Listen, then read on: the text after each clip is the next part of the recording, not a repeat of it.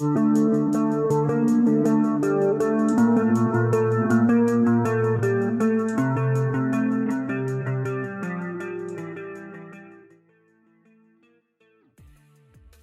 Dasar Al-Hidayah yang memberikan biaya gratis di Jalan Birap Remaja Dusun 15 Desa Sei Semayang Kecamatan Sunggal, Kabupaten Deli Serdang kembali diteror baliho berukuran besar.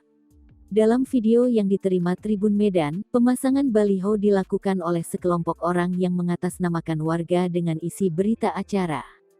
Adapun isi berita acara adalah tentang surat perjanjian di mana pihak sekolah dipaksa pindah atas perjanjian yang sudah disepakati. Kepala Sekolah Al-Hidayah, Ridwan Ahmadi mengatakan pemasangan baliho berukuran besar tersebut dilakukan pada Jumat tanggal 10 Desember tahun 2021.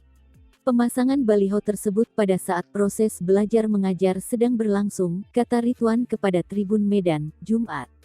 Ridwan mengatakan akibat dari pemasangan baliho membuat psikologis anak-anak menjadi terganggu.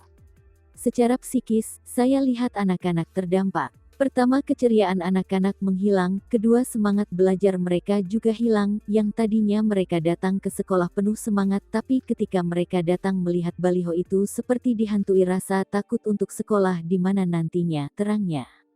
Menurutnya, pemasangan baliho sudah merampas hak anak-anak untuk semangat dalam proses belajar. Meskipun demikian, pihaknya menegaskan akan tetap melangsungkan proses belajar mengajar seperti biasanya. Kita tetap jalankan proses belajar mengajar seperti biasanya, meskipun mereka belajar dalam keadaan dihantui rasa takut, tutupnya.